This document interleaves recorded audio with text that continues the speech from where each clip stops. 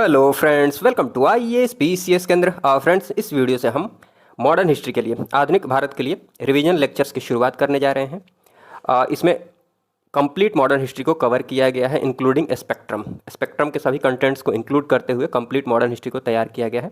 आप वीडियोज़ को देखते जाइएगा। हाँ, नोट्स की बात करें तो ये जो इसकी जो पीडीएफ है, आप टेलीग्राम से जाकर डाउनलोड कर सकते हैं। टेलीग्राम चैनल जो डिस्क्रिप्शन बॉक्स में दिया हुआ है, वहाँ से आप टेलीग्राम चैनल को सब्सक्राइब कर लीजिए, वहाँ से आप पीडीएफ को डाउनलोड कर सकते हैं। तो चलिए बिना किसी देरी के इस वीडियो को हम शुरू करते हैं। आधुनिक भारत की बात की जाए, मॉडर्न इंडिया की बात की जाए तो मॉडर्न इंडिया की शुरुआत हम करते हैं मुगल साम्राज्य के पतन से।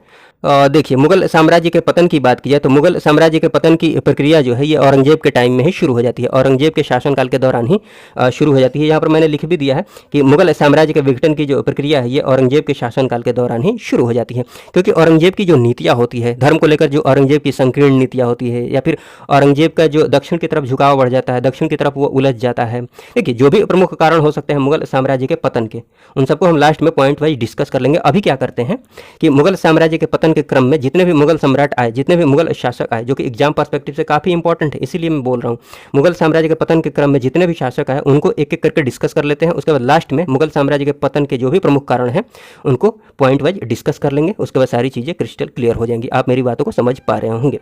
देखिए, तो क्या बात कर रहे थे कि हाँ, मुगल साम्राज्य के विघटन की जो प्रक्रिया है ये औरंगजेब के शासनकाल के दौरान ही शुरू हो जाती है। लेकिन इसमें तेजी कब आती है, इसमें तीव्रता कब आती है? जब औरंगजेब की मृत्यु हो जाती है। 4 मार्च 1707 को औरंगजेब की मृत्यु होती है। उसके बाद मुगल साम्राज्य के विघटन में तेजी आने लगती है। देखिए, जब औरंगजेब की मृत्यु होती है उस टाइम इसके जो 3 पुत्र मुअज्जम, आजम और कामबख्श की बात की जाए तो ये कहाँ के गवर्नर थे?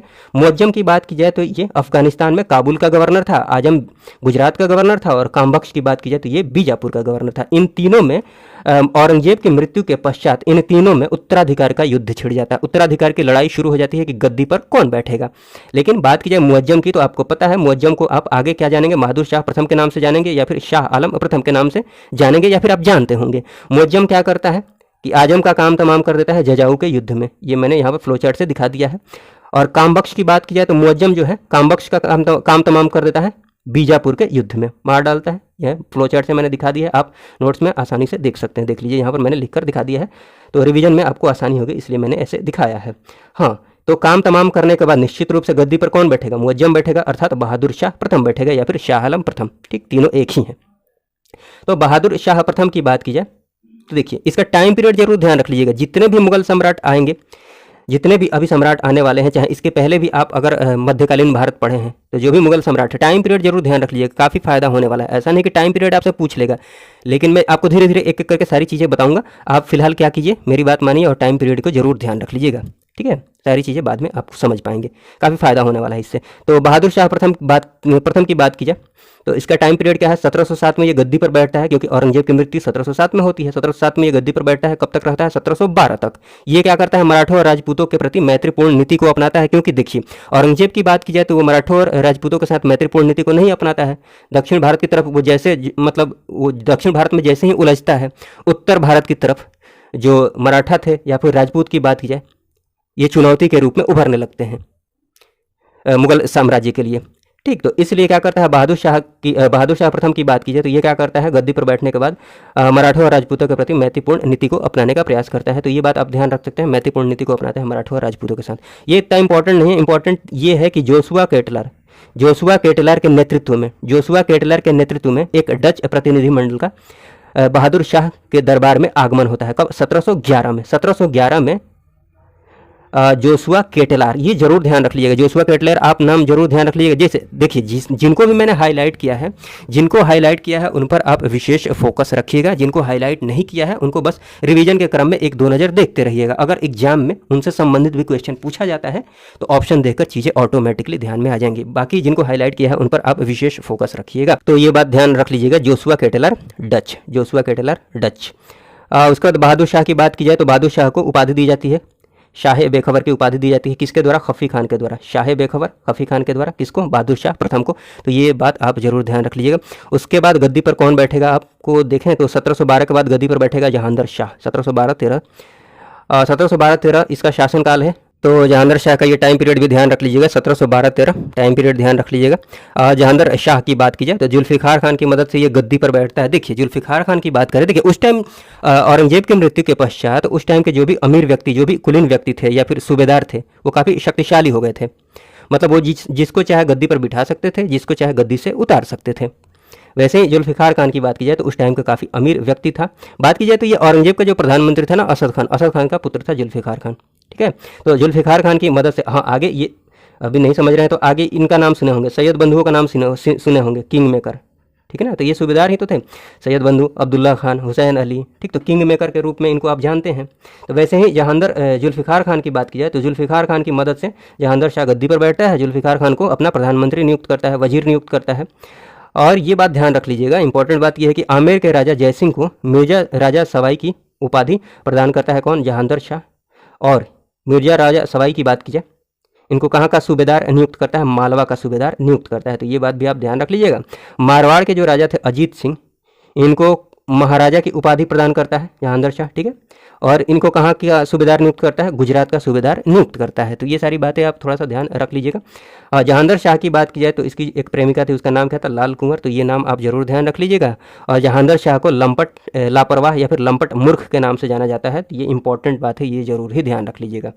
बात की जाए जहांगीर शाह की तो ये अपने भतीजे फारूक सियर से पराजित हो जाता है और 1713 में इसकी हत्या कर दी जाती है। जहांगीर शाह की हत्या कर दी जाती है। किसकी सहायता से पराजित की? फारूक सियर जो पराजित करता है जहांगीर शाह को, किसकी सहायता से? सैयद बंधुओं की सहायता से। अभी मैं बात ही कर रहा था, जिसको आप देखेंगे सैयद बंधुओं को किंग मेकर के रूप में जाना जाता है। अगर मुगल काल की बात की जाए, आप एक बार देख ही लीजिए। सैयद बंधुओं की बात की जाए, नाम ध्यान रख लीजिएगा, सैयद बंधु किनको बोला जाता था? अब्दुल्ला खान और हुसैन अली को। अब्दुल्ला खान और हुसैन अली, इनका नाम जरूर ध्यान रख लीजिएगा। और इनको किस रूप में जाना जाता है? नृप निर्माता के रूप में जाना जाता है, किंग मेकर के रूप में जाना जाता है। सैयद बंधु की बात की जाए तो सैयद बंधु ने फारूक सियर को गद्दी पर बिठाया। उसके बाद देखिए, उसके बाद मैं दिखा देता हूँ आपको। उसके बाद रफ़ी उद दरजात को बिठाया, रफ़ी उद दौला को बिठाया, फिर मोहम्मद शाह को बिठाता है। लास्ट में यहाँ पर सैयद बंधुओं को काम तमाम हो जाता है। बट आप समझ पा रहे होंगे कि कैसे किंग मेकर की भूमिका ये निभा रहे थे सैयद बंधु। तो आप इनका नाम ध्यान रख लीजिएगा। सैयद बंधु जो थे ना, अब्दुल्ला खान और हुसैन अली, नाम भी ध्यान रख लीजिएगा। और इनको किंग मेकर के रूप में जाना जाता है, निर्माता के रूप में जाना जाता है। हाँ, मोहम्मद शाह के शासनकाल में सैयद बंधुओं का पतन हो जाता है, इनकी हत्या कर दी जाती है असल में। चलिए हम एक एक करके देखते हैं। फारूक सियर की बात कीजिए, यहाँ देख लीजिए, अपने भतीजे फारूक सियर से पराजित होता है कौन? जहांगीर शाह। किसकी सहायता से पराजित होता, मतलब फारूक सियर किसकी सहायता से पराजित करता है? सैयद बंधुओं की सहायता से। तो कहने का मतलब यही हुआ कि सैयद बंधुओं की सहायता से ही फारूक सियर को गद्दी ये प्राप्त होती है। ठीक है, फारूक सियर को। फारूक सियर का यहाँ पर टाइम पीरियड मैं लिखना भूल गया हूँ, तो थोड़ा सा आप देख लीजिएगा। 1700, एक मिनट मैं यहाँ लिख देता हूँ, 1713 से लेकर, आपको PDF में मिल जाएगा, नोट्स में मिल जाएगा, 1713 से लेकर 1719 तक। ये टाइम पीरियड थोड़ा सा आप ध्यान जरूर रख लीजिएगा। ठीक है, हाँ, तो ये ध्यान रख लीजिएगा कि सैयद बंधुओं के सहयोग से इसको गद्दी प्राप्त होती है फारूक सियर को। इसी के काल में, फारूक सियर के काल में सिख नेता बंदा बहादुर को फांसी दे दी जाती है। तो ये बात भी आप ध्यान रख लीजिएगा। हाँ, 1717 में, ये इंपॉर्टेंट बात है, 1717 में जॉन सरमैन के नेतृत्व में की अध्यक्षता में अंग्रेजी शिष्टमंडल यहाँ फारूक सियर के दरबार में आता है और फरमान पाने में सफल होता है। मतलब फारूक सियर के द्वारा 1717 में एक फरमान जारी किया जाता है, जिसको 1717 का फरमान के नाम से जाना जाता है। ठीक है, कब ये फरमान जारी किया जाता है? जब जॉन सरमैन की अध्यक्षता में अंग्रेजी शिष्टमंडल इसके दरबार में आता है। ये बात आप जरूर ध्यान रख लीजिएगा। तो 1717 में फारूक सियर के द्वारा एक फरमान जारी किया जाता है। उसके तहत अंग्रेजों को मात्र 3000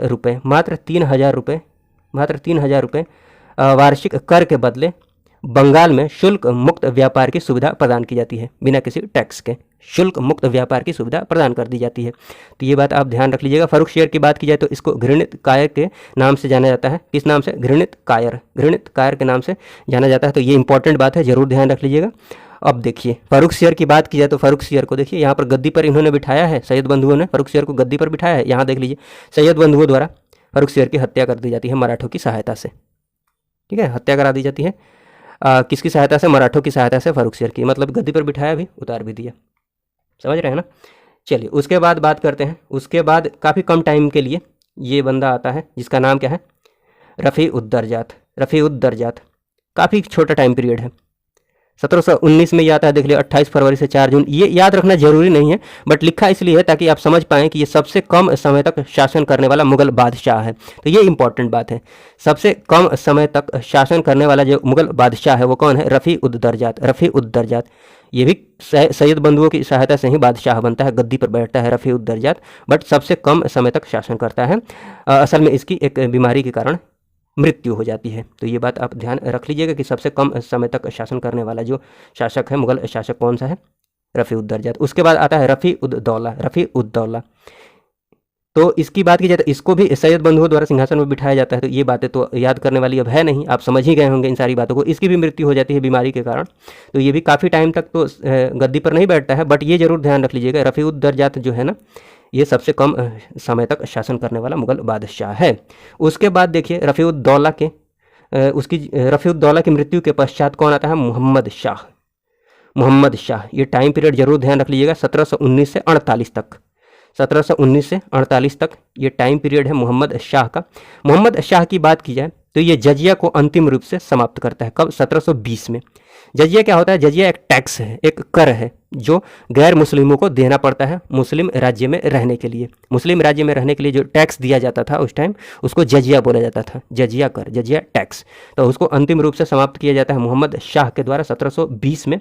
देखिए उसके बाद होता क्या है कि सैयद बंधुओं की देखिए यहाँ पर हत्या कर दी जाती है। मोहम्मद शाह को भी गद्दी पर जो बिठाया जाता है सैयद बंधुओं की सहायता से, देखिए यहाँ पर निजामुल मुल्क के नेतृत्व में सैयद बंधुओं की हत्या कर दी जाती है 1722 में। निजामुल मुल्क, अभी हम देखेंगे, निजामुल मुल्क की बात करेंगे, हैदराबाद का संस्थापक निजामुल मुल्क, अभी हम देख लेंगे। अभी थोड़ा सा मोहम्मद शाह के बारे में देख लेते हैं। तो निजामुल मुल्क के नेतृत्व में सैयद बंधुओं की हत्या कर दी जाती है 1722 में। बस इतना ध्यान रख लीजिएगा कि मोहम्मद शाह के टाइम में सैयद बंधुओं का काम तमाम हो जाता है। हाँ, ये इंपॉर्टेंट बात है कि मोहम्मद शाह के टाइम पीरियड में नादिर शाह का आक्रमण होता है 1739 में। एक बात बताइए, अगर पूछ ले कोई, अगर आपको पता है कि नादिर शाह का आक्रमण कब होता है? 1739 में, ठीक है। अगर पूछ लिया जाए कि किसके शासनकाल में नादिर शाह का आक्रमण होता है, आपको पता है कि 1739 में हुआ है, तो अगर आप टाइम पीरियड ध्यान रखेंगे कि 1719 से 48 तक कौन रहता है? मोहम्मद शाह रहता है। तो एक बात बताइए, 1719 इसी के बीच में आएगा ना, इसी बीच में ना आएगा? आप समझ रहे हैं इस बात को?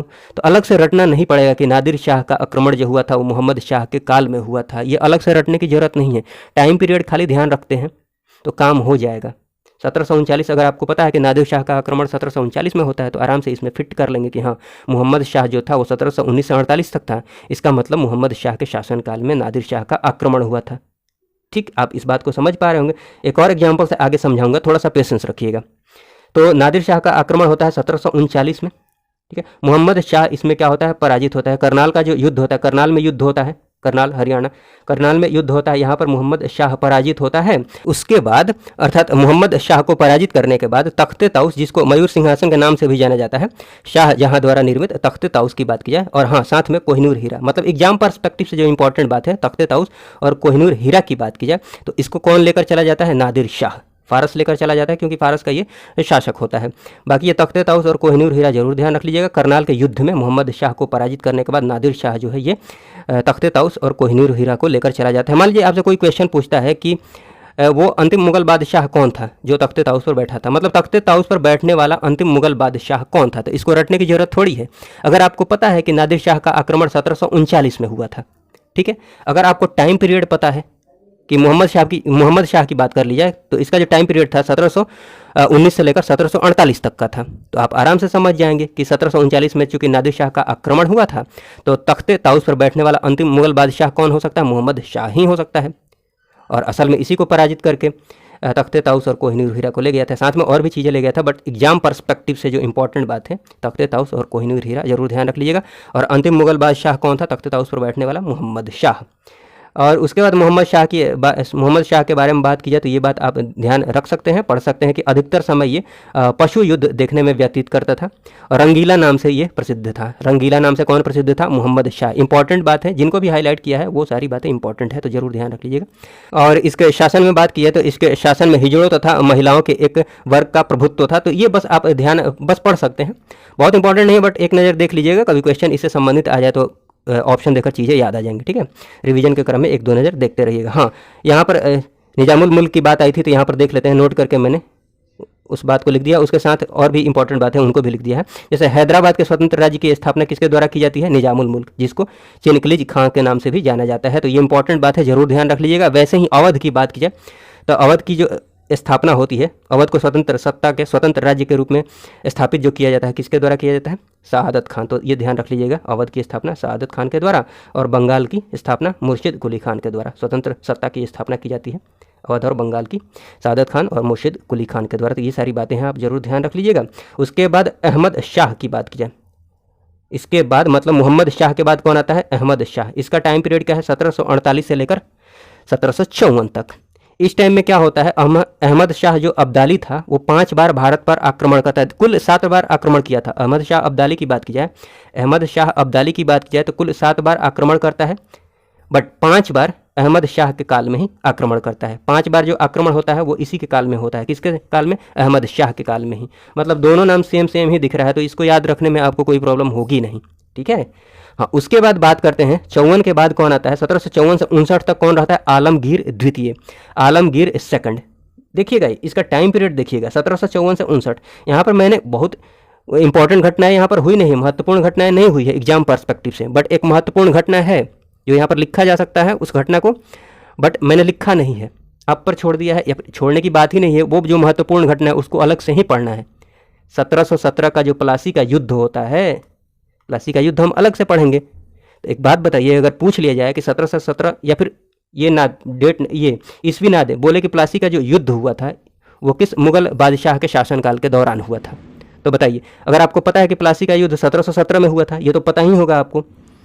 और अगर आपको टाइम पीरियड पता है इनका कि 1754 से 59 में कौन था? आलमगीर द्वितीय था, तो आराम से आप इसमें फिट कर लेंगे कि हाँ 1754 और 59 के बीच में 1757 आ जाएगा। इसका मतलब जो प्लासी का युद्ध हुआ था वो किसके शासनकाल के दौरान हुआ था?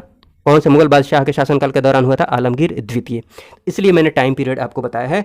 ऐसे बहुत से प्रश्न आएंगे, बहुत सी चीज़ें आएंगी जहाँ पर ऐसे फिट करके आप आसानी से मतलब कॉन्सेप्ट से क्वेश्चन के आंसर को डिसाइड कर लेंगे, मतलब रटने की जरूरत है ही नहीं। इसलिए मैंने आपको टाइम पीरियड ध्यान रखने को बोला है, क्योंकि कितना रटिएगा। चलिए उसके बाद शाह आलम द्वितीय की बात कर लेते हैं। आलमगीर द्वितीय के बाद शाह आलम द्वितीय की बात किया 1759 से 1806 तक इसका टाइम पीरियड होता है, शासनकाल। ये देख लीजिएगा। इसका जो वास्तविक नाम होता है वो क्या होता है? अली गौहर नाम होता है। और इसी काल में इंपॉर्टेंट बात है, इसी काल में 1761 में पानीपत की तीसरी लड़ाई होती है। किसके बीच? अहमद शाह अब्दाली और मराठा के बीच। देखिए अहमद शाह अब्दाली यहाँ पर 5 बार आक्रमण तो अहमद शाह के शासनकाल में ही कर चुका था, ठीक है। हाँ, तो शाह आलम द्वितीय के काल में अहमद शाह अब्दाली का आक्रमण होता है।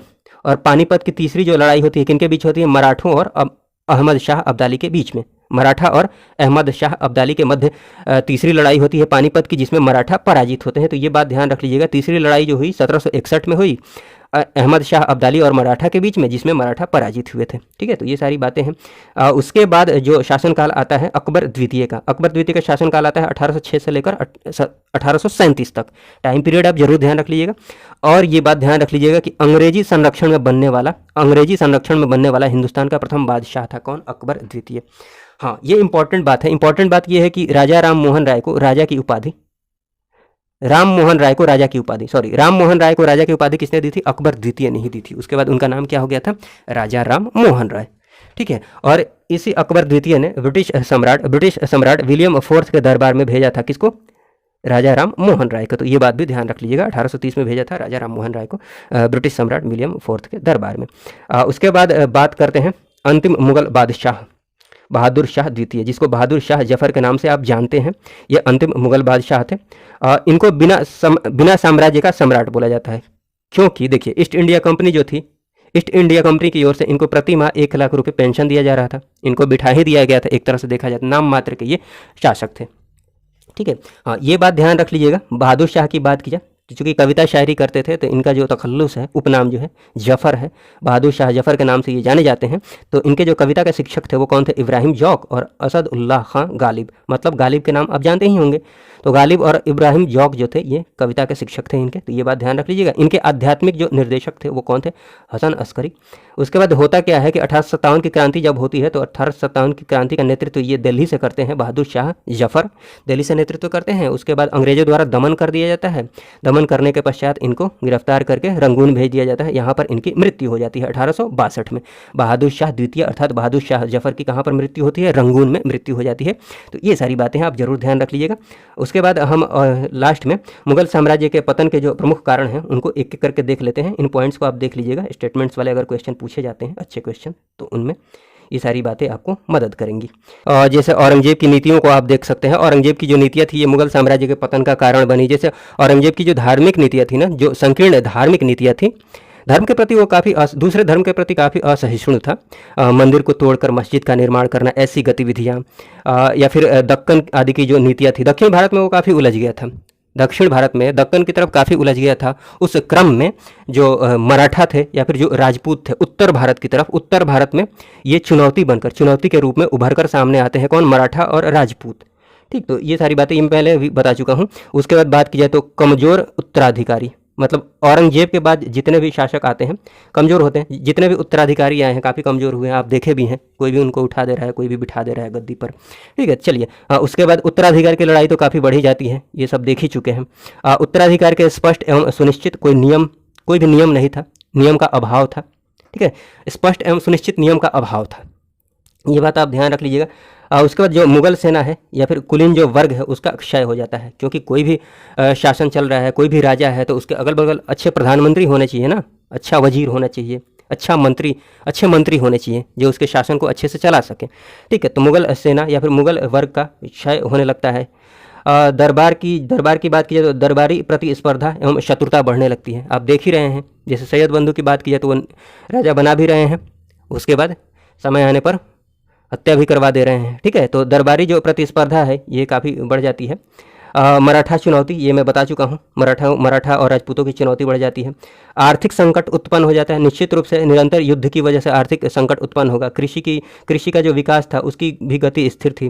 व्यापार उद्योग की बात की जाए तो उसमें भी गिरावट आई। तो ये सब कारण थे, आर्थिक संकट। बाकी आप ध्यान रख लीजिएगा। यूरोपियों का आगमन, ठीक है, यूरोपियों का आगमन शुरू हो जाता है। निश्चित रूप से यूरोपीय कंपनियां आने लगती है यहाँ पर, ये तो आप जानते ही हैं, तो ये याद रखने वाली कोई बात है ही नहीं। विदेशी आक्रमण होने लगता है, जैसे नादिर शाह का आक्रमण आप देखें, अहमद शाह अब्दाली का आक्रमण देखें, विदेशी आक्रमण होने लगता है। राष्ट्रवाद की भावना का अभाव होता है, निश्चित रूप से राष्ट्रवाद की भावना का अभाव होता है। छोटे छोटे राज्य होते हैं, पूरा भारत एक थोड़ी था उस समय जैसे अभी है। छोटे छोटे राज्य होते हैं, सब अलग अलग अपना राज्य देखते हैं। ठीक है ना, ये सारी चीज़ें आप समझ पा रहे होंगे मेरे कहने का मतलब। उसके बाद ये वंशानुगत जो निरंकुशता थी, निरंकुश शासन था, ये सारी चीज़ें आप समझ पा रहे होंगे। केंद्रीकृत सरकार था, राजा ही सब कुछ था, ये सारी बातें तो आप समझ ही पा रहे होंगे। ठीक, तो ये सारी बातें हैं। बाकी अगर कोई कन्फ्यूजन हो तो आप कमेंट बॉक्स में ज़रूर बताइएगा। इस वीडियो को देखने के लिए आपका बहुत बहुत धन्यवाद। जय हिंद, जय भारत।